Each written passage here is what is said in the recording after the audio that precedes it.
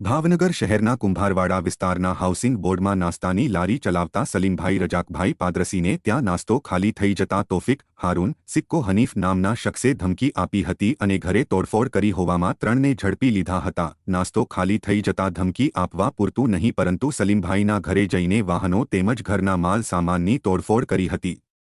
Soda બોટલના ઘા કરીને સલીમભાઈના પિતા અને બેનને ઈજા પહોંચાડી હતી અને જાથી મારી નાખવાની ધમકી આપી હતી। નોંધાયેલી ફરિયાદ બાદ પોલીસે હારૂન અવેશ કટિયા નામના શખ્સોને ઝડપી લીધા છે। ત્યારબાદ ત્રણેય આરોપીઓને રિકન્સ્ટ્રક્શન માટે બનાવ સ્થળે લઈ જવામાં આવ્યા હતા।